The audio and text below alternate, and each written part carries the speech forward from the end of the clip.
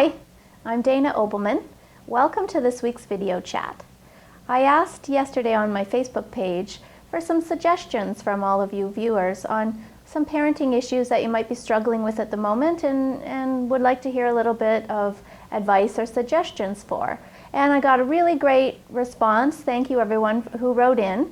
So I just went through and pulled out the ones that sort of kept coming up and sort of the more popular of the problems at the moment, and I hope today that this might be a problem you're struggling with and you find a bit of relief here.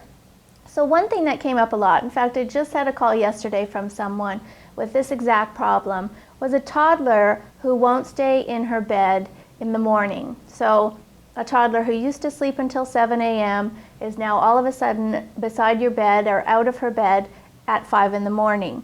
And I think when you're a toddler, you know, as soon as you wake up, you're full of energy. If you've had enough sleep through the night, you're ready to go, go, go. And so children can convince themselves that all of a sudden a 5 a.m. wake up is an appropriate time to start the day.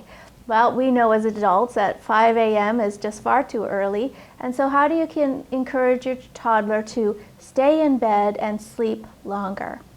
Well, one of my favorite suggestions is a digital clock. So you purchase yourself a little alarm clock style digital, duct tape over the minute numbers so your toddler can't see that and all she can see is the hour. And then you start talking about the number 7, magic 7. Magic 7 means it's bedtime, magic 7 means it's morning time.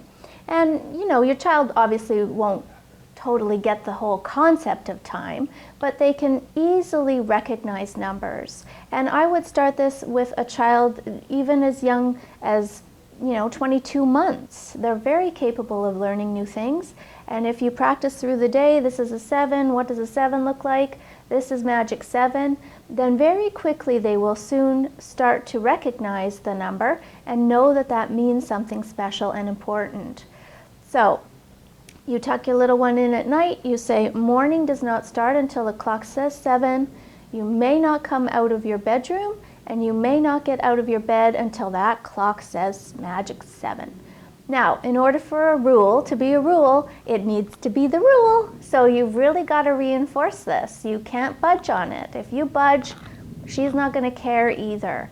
So when she shows up at your bed at 5 a.m., you march her right back to her bedroom, you show her on the clock that it is not 7 yet, and you tuck her back in. And if you have to do that 5, 10, 20 times, it doesn't matter. You've got to do it until that clock says 7. And then you can make a big celebration about it. Yay, the clock is 7, we can now start our day. Let's go have breakfast or whatever it is you do to start your morning. It is a great prop because a child will recognize a 7, learn that it's the rule, and start staying. I mean, my children are 10, 7, and 6, and they still wait until their clocks say 7, and they know that they can then get up and start the day. So it's a great way to regulate a morning wake-up time. Another thing to think about, though, too, if you're having an early riser, make sure that the room is dark enough. And even if you think, yes it is, it's barely any light coming through, the slightest change in environmental light can signal the body to wake up. And I want you to make sure that it's so dark that if the sun starts to rise early, there is no change to the conditions of her bedroom. It really does need to be dark. And you'll find for yourself that you will sleep better if your room excuse me, is also very dark. So this is something to consider. One other little tip is to evaluate environmental noise. Is there anything happening at 5 a.m. on your street or in your house that could be stimulating a wake-up?